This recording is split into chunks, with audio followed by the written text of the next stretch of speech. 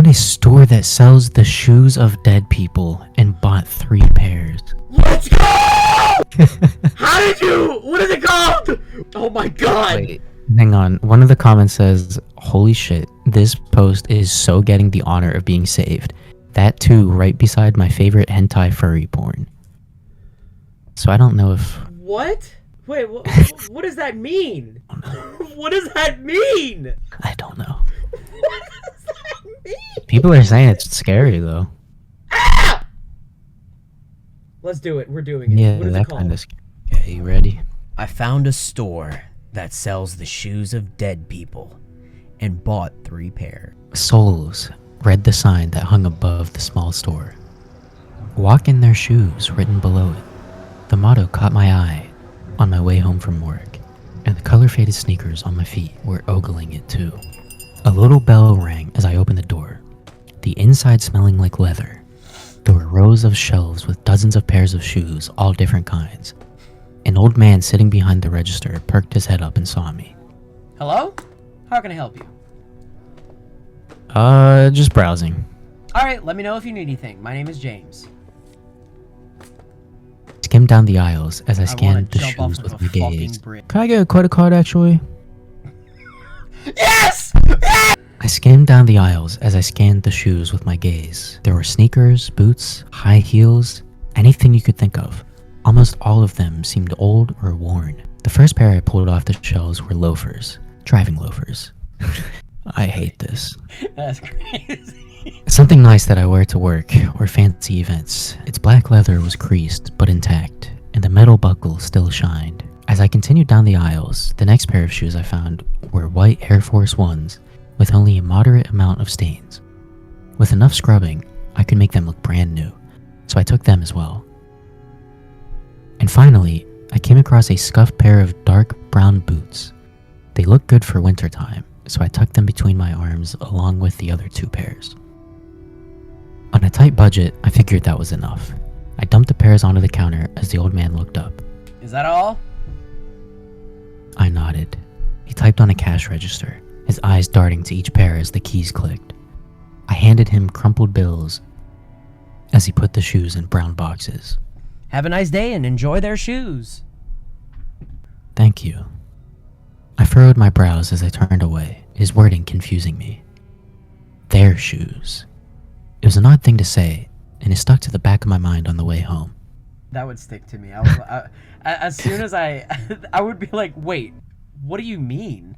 Like, wait, I know they're probably pre-owned, but why would you why would you say that? They're my shoes now, buddy. Yeah. Like, it was an odd thing to say, and it stuck to the back of my mind on the way home. As I stepped inside, I set the boxes down and unpacked them. It wasn't a traditional shoe store, so I had to hope they'd all fit right. I decided to unpack the loafers first, knowing I'd be wearing those the most. Sitting on my bed, I slipped the first one onto my foot. I wiggled my toes around as I felt the fit of the shoe. It fit perfectly. But with one of my feet being slightly bigger than the other, I decided to try the other one on just to make sure. As I slipped it on, I felt this drowsiness cloud over me. My eyelids sank as my vision blurred, nausea brewing in my stomach. Suddenly, the softness of my bed beneath me grew hard, the temperature around me dropping to a chill. As my vision cleared, I looked around and realized I wasn't in my bedroom anymore. I was in a hospital room, the beeping of a heart rate monitor filling the silent room. I looked down at myself as I was wearing clothes I didn't recognize, but I still had on the black loafers. Then I realized there was a shaking hand wrapped around mine. A dying woman laid in the bed. She was old, losing hair, and visibly tired. I didn't recognize her, yet I felt like I knew exactly who she was. I felt like she raised me, and now she was dying right before my eyes. I wiped away a tear as the preparation for grief became overwhelming. She smiled at me weakly with fading eye. "I can't do this without you. I can't be here with you," I sobbed. I spoke with no control, but I didn't feel like I was lacking control either. Yes, you can. I've prepared you for it all your life. I leaned in as she kissed my forehead softly, gently wiping away a tear. Take good care of Gigi for me, would you? I nodded with a smile as tears continued to stream. Somehow, that name was familiar too. More than familiar. That was my sister, her face popping into my head. Another person I didn't recognize, yet did at the same time. In the moment, it felt impossible to question what was going on, as if it was normal. As I sat back down, I watched life disappear from her as her heart rate flattened. I collapsed into tears, the drops soaking into my pants. The pain was something I had never felt before. It was consuming. Everything felt like it was over, like it was crashing down. Suddenly, I turned to a cracked window that let in a cold, gentle breeze. My face continued to crumble as I rushed towards it. Prying it open, the wind began brushing my hair back as I lifted my foot onto the windowsill. As I balanced on it, I held onto the edges of the windows as I looked down. Vertigo hit me like a train as nausea brewed in my stomach. The distance from the window to the ground was terrifying, but enough. I turned to my mother one last time, her corpse lying peacefully on the bed. I'm sorry. I propelled myself from the windowsill and out into the open air. I squeezed my eyes tight as I free fell, the powerful wind deafening as it pressed against me. God damn. As I continued to fall, awaiting the end, I opened my eyes. And as I did, watching the pavement below me quickly grow closer, all I could think about was how much I didn't want to die. But it was too late, as I was now closer to the ground than I was to the safety of the windowsill beneath my feet. I clenched my eyes again as I reached the ground, experiencing a near split second of a gnarly crunching sound in my ears as everything blinked to blackness. Suddenly, I found myself in my bedroom again, my feet safely on the wooden floorboards. My body trembled as my eyes darted around. I tried to tell myself I had just fallen asleep, but it was all too real. I felt all of it. After quickly kicking the shoes off, I stuffed them back into the box and crammed them in my closet. Okay, I have so many fucking questions. Okay, so, alright. First of all, the boot guy is gonna be insane. I already know it. The boot guy is gonna be gnarly. And He's gonna be some goddamn military fella in the trenches. It's gonna be fucking wild. And secondly, dude, does he have to experience that every time he puts each pair on? I have no idea. If he puts on the loafers again, is he gonna live through like a nightmare like this again? Well, I think it would be the same one. Right. 'Cause yes. These are the shoes of the guy who killed himself. Yes. Yes. So I also wonder, is it that you experienced their final moments, or only like if they kill themselves? Like, what if someone got hit by a car? That's gonna definitely be the Air Force One guy. Yeah, I That's think definitely. we'll find out. Dude. All right. Let's go. I'm gripped. I'm in. But as terrifying as it was, something about it intrigued me deeply. To be able to literally walk in the shoes of somebody else, it's something you can never truly comprehend, especially someone else's final moments. So I decided that after taking a break from the first experience, I would try the next pair of shoes tomorrow and see if they would have the same effect. I struggled to fall asleep that night, thinking about the body that I inhabited. To think that he would have done anything to have gone back, but couldn't. It unsettled me, to say the least. The next morning, I decided that I wouldn't be taking my worn-down running shoes on my morning run. Instead, I pulled out the box that contained the sneakers. Dropping them by my feet, I took a deep breath before slipping my first foot inside. Okay, pause. Okay. What if these people end up starting to like control this guy or something? Oh. Because it said about how the guy would have done anything to have gone back but couldn't. Maybe they're gonna start taking over. Oh. That's Or maybe at some point he's not going to be able to realize which one is the real him. Real. Yeah, which one is him? And what if Maybe after all of this, he kills himself? Oh, well, I was thinking maybe after all of this, we wake up in a different person who took their shoes off. phenomenal. Yeah. Souls. Okay. It started with the word souls, Then- too. Then I prepared for the heaviness to drape it onto me as I put on the second shoe. Dropping them by my feet, I took a deep breath before slipping my first foot inside. Then I prepared for the heaviness to drape onto me as I put on the second shoe. But to my surprise, nothing happened. I sat and waited for a moment, the untied shoes on my feet, and it still didn't happen. I thought maybe I had just struck lucky with one pair that happened to be owned by a dead person. I trotted down my apartment steps and stepped outside. The sun beamed down on me as I queued up a song on my phone and slipped in my earbuds. Then, as I planted my feet onto the ground and began to run, the haze clouded me.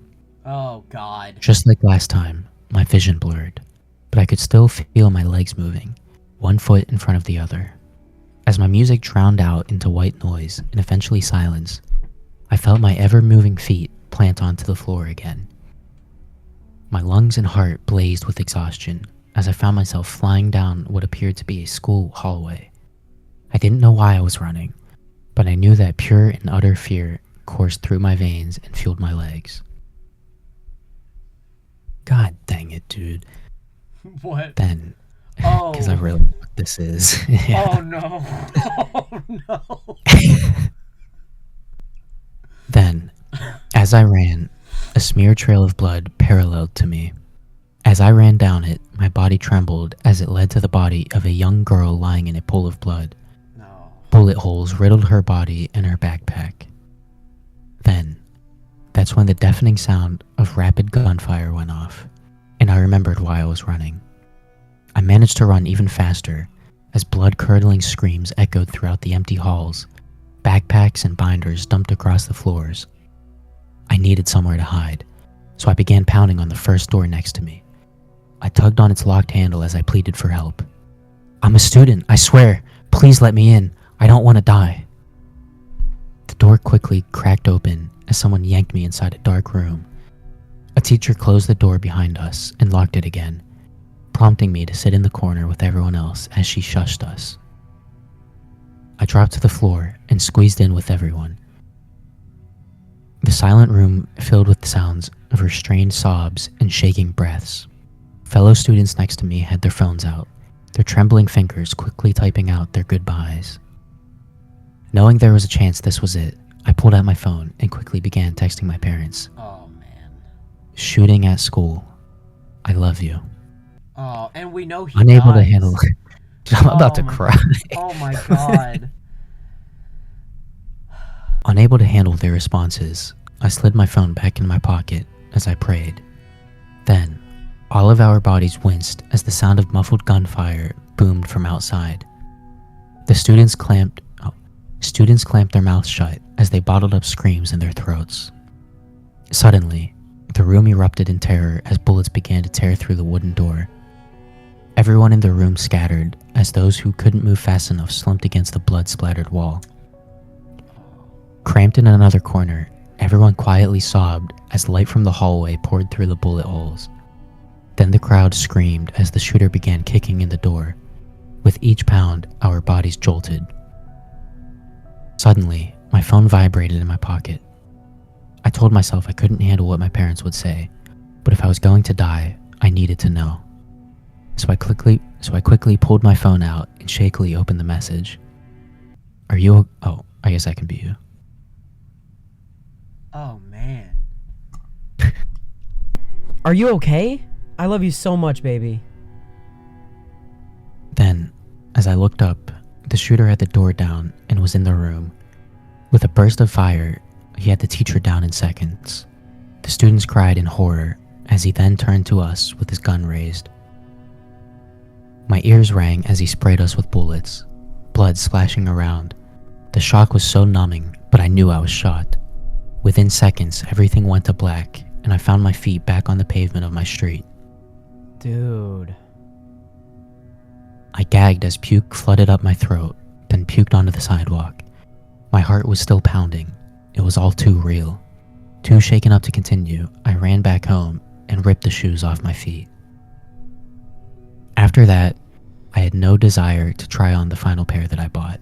No. Curiosity had killed the cat. I couldn't do it again, so I shoved the shoes into the back of my closet and never touched them again.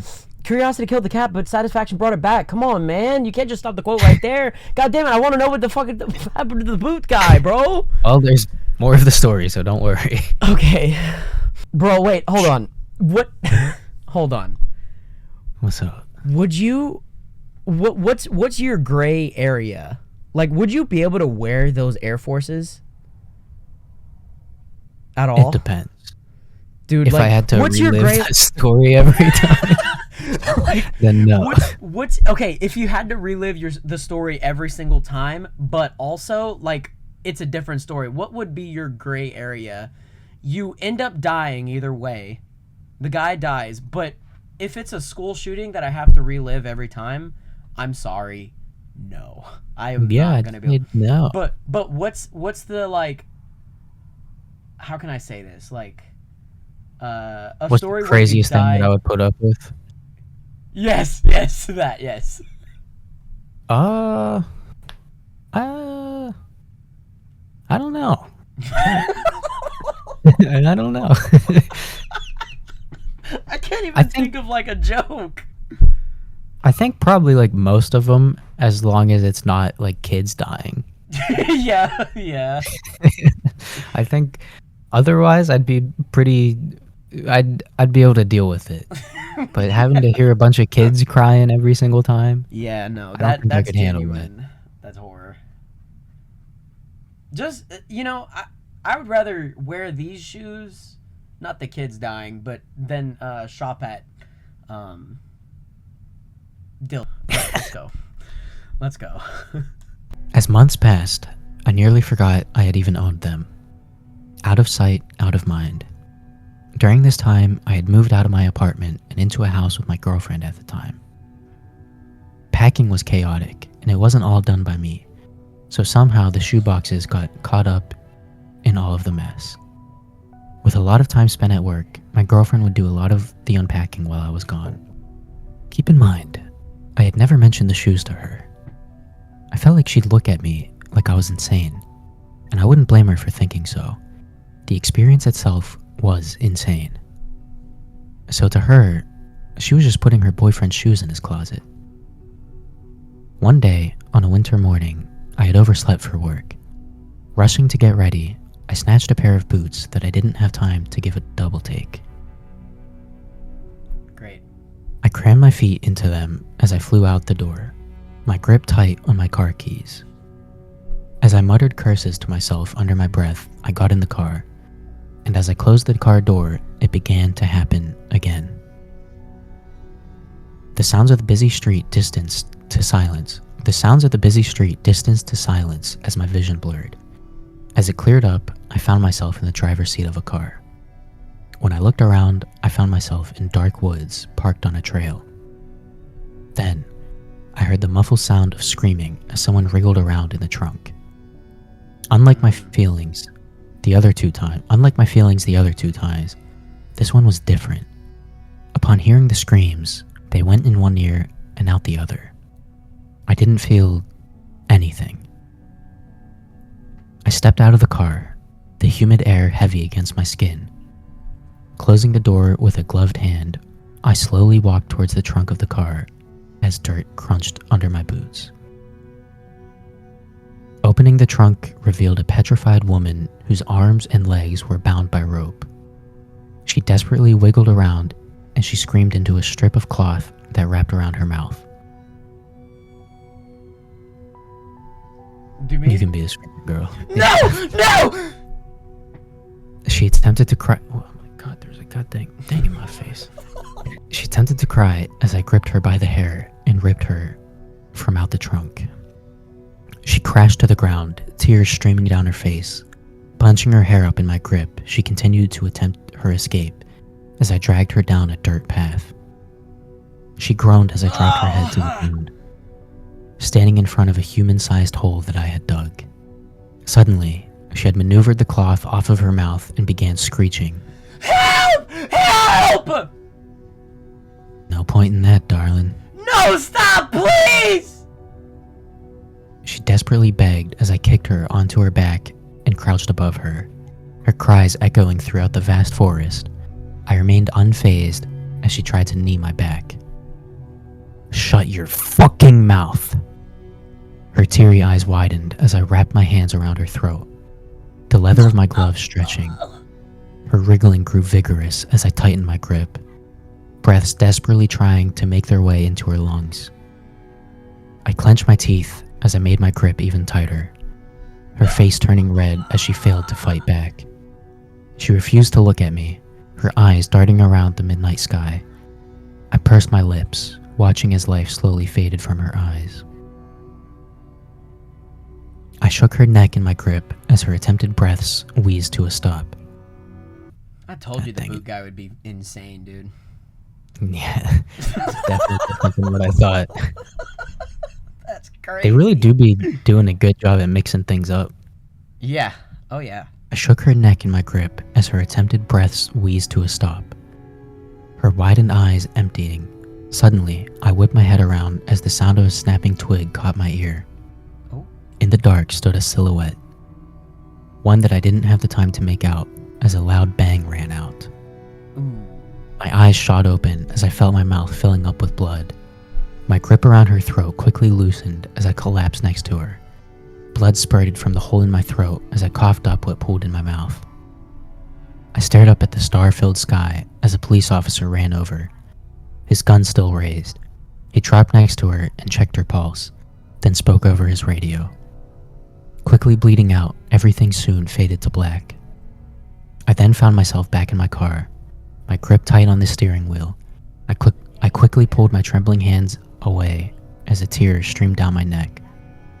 I hesitantly looked down at the boots on my feet, realizing what I was wearing. Instead of going to work, I ran back inside and grabbed the other 2 pairs. Flying down the streets, I halted to a stop in front of the shoe store and carried the boxes inside. Making a return. The old man says as he heard the bell on the door. Yeah. The usual. I placed the boxes onto the counter, my body still trembling. He tallied up the prices as he looked at each pair. So, how was it? What? What was it like, walking in their shoes? Unpleasant. Well, imagine how they felt. Actually, you already did. Have a nice day. He smiled ominously as he handed me crumpled up bills. With a hesitant hand, I quickly snatched the cash and flew out the door. Getting back in my car, I let out a deep, exhausted sigh. The next day, on my way to work, I passed the store again, except it was vacant. A streaky outline of the logo was left on its bricks, the space appearing entirely empty through its dusty windows. I furrowed my brows as I slowly drove by, trying to see if a note was left about a relocation or a retirement. But there was nothing. It was just gone. I never found out who that man was or where he went. I never found out how he got all those shoes. I don't think I had ever seen... Wow. I'm going dyslexic. I don't think I had ever seen... Dude, this is crazy. Somebody. I know, but ever even seen. Ever That's it. even. Oh, shit. I knew something was happening. What the fuck? I didn't even see that. I know, I kept reading it and I was like, something's wrong. Whoa! That's crazy! I never found out how he got all those shoes. I don't think I had ever even seen somebody else in the store. That's crazy. I had pondered on the idea that maybe it appeared just for me. It sounded crazy, but so did seeing visions of dead people. I couldn't figure out if I was supposed to be taught a lesson, but I knew it was one I could have lived without learning. Absolutely. And there's 104 comments! Dude, no, that's crazy. Oh my god. That's crazy. how... all right. Whoa. That was wild. That one was the craziest. The school shooting was the saddest, most horrifying, and the first one was just deeply sad. The first one was kind of, it was like sad, but it was like kind of like a typical, like it was like the appetizer Yeah. to what we were going to. The appetizer is a good word for it. Absolutely. It was definitely an appetizer. Then it just boomed on us with the most terrifying Air Force One. That might have to be its own video of yours, and you might have to put a little disclaimer in front Yeah, of no, it. that's what I was thinking. I was like, this one has to be maybe by itself. That I was thinking that. And the other ones is like a creepy little grab bag of stories. Yeah. This one,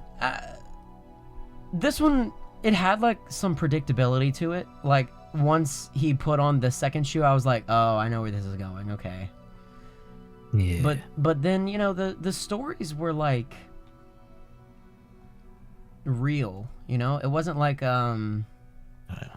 demonic thing. It was good, except the writing started getting really bad halfway through.